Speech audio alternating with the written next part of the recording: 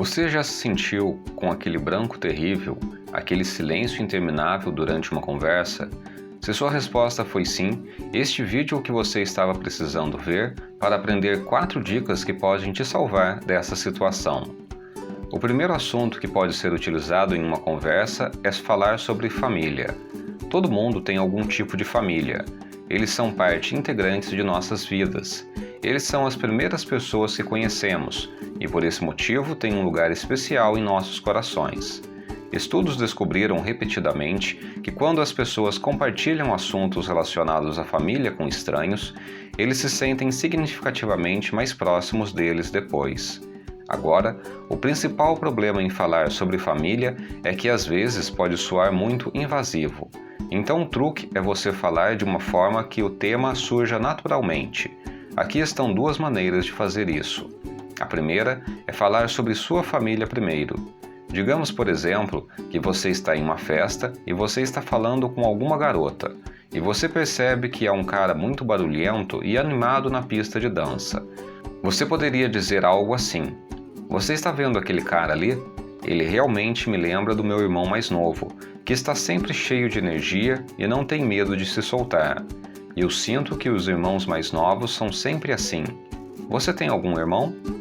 Dizendo algo assim, você direciona a conversa para a família e você também toma a iniciativa de falar da sua. Você pode continuar falando mais detalhes do seu irmão ou irmãos. A segunda maneira de conseguir que alguém fale sobre sua família é utilizando suposições. Por exemplo, digamos que você conheceu uma pessoa. Você pode dizer algo como: "Sabe, parece que você vem de uma família grande."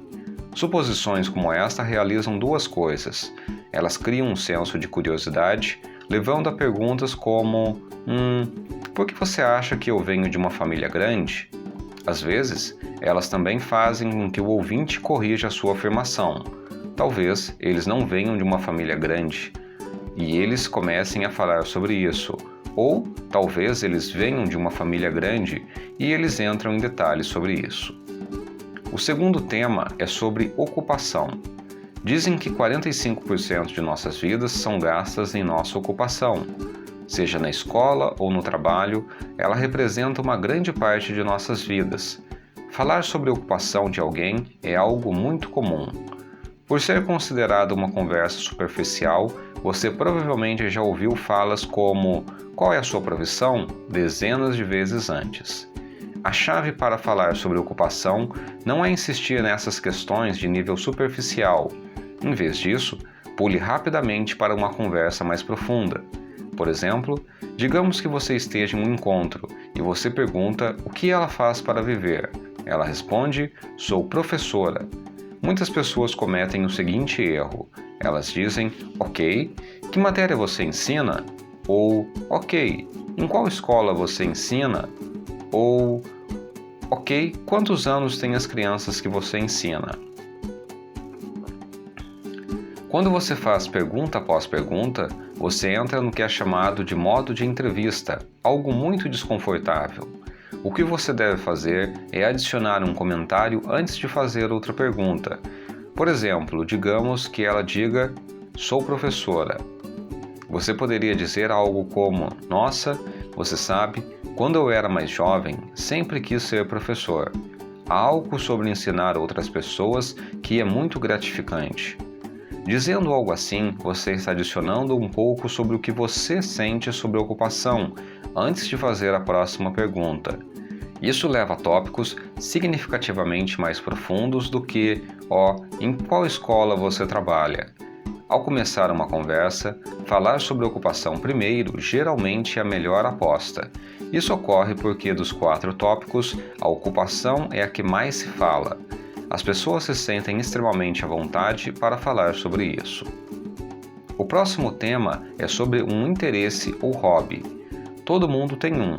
Às vezes, é até algo que elas são muito apaixonadas. Semelhante de falar sobre ocupação, você deve fazer perguntas de nível superficial e adicionar comentários no meio. Uma maneira fácil de conduzir uma conversa sobre hobby é simplesmente perguntar: "O que você gosta de fazer?" Sim, eu sei que é clichê, mas funciona muito bem. O hobby, às vezes, pode ser um pouco mais difícil de falar do que ocupação, porque muitas vezes você vai encontrar a hora de fazer algo sobre o qual você não conhece. Não se preocupe, porque nesses casos, tudo que você precisa fazer é abordar a conversa com a seguinte mentalidade: por que essa atividade é tão emocionante para ele ou para ela? Digamos, por exemplo, você conheceu alguém que te diz que gosta de tocar piano e você nunca fez isso antes. Você poderia dizer algo como: que legal, eu sempre pensei em aprender a tocar piano. Por que você gosta tanto disso? Perguntas como esta realmente fazem a outra pessoa sentir que estão sendo ouvidas. Elas também permitem que a outra pessoa realmente mergulhe fundo ao explicar para você por que elas gostam desta atividade. O último assunto é sobre sonhos. Sem dúvida, é o tópico mais poderoso que você pode falar com alguém sobre. Todo mundo tem um sonho que está perseguindo, e este tópico é especialmente poderoso hoje em dia porque, na média, as pessoas não começaram a perseguir seus sonhos, muitas vezes por falta de suporte, por medo ou dúvidas. A maioria das pessoas é orientada a seguir uma trajetória convencional: ir para a escola desde cedo, fazer uma faculdade, procurar um estágio, achar um emprego com um bom salário e estável. Todos ao seu redor apoiam este modelo, incluindo seus pais e amigos. As pessoas buscam isso ao invés de perseguir suas paixões. Então, se você intervir e mostrar que apoia seus sonhos, esta pessoa começa a pensar em você com muito carinho. Os sonhos são muitas vezes as coisas mais difíceis de fazer com que as pessoas se abram, e é por isso que este é o último dos 4 tópicos. Para chegar neste ponto, você precisa ter certeza que construir um bom relacionamento com esta pessoa. Existem 2 formas para você direcionar suas conversas para sonhos. A primeira é: às vezes você terá uma ideia de qual o sonho da pessoa quando estiver falando sobre hobbies. Se ela mencionar que gosta de desenhar, o sonho dela pode ser se tornar uma artista um dia. Portanto, o primeiro passo é usar essas informações e dar um palpite. Então, para quem gosta de desenhar, você deveria perguntar: você já pensou em se tornar um artista para viver? E como você pode ver, isso pode facilmente levar para uma conversa mais profunda. Agora, a segunda forma para fazer alguém se abrir sobre seus sonhos é falar sobre o quadro geral. O que isso significa? Imagine-se um encontro caminhando em um parque e de repente você olha para o céu e diz algo como: quando olho para cima, percebo como o universo é tão vasto e tão grande.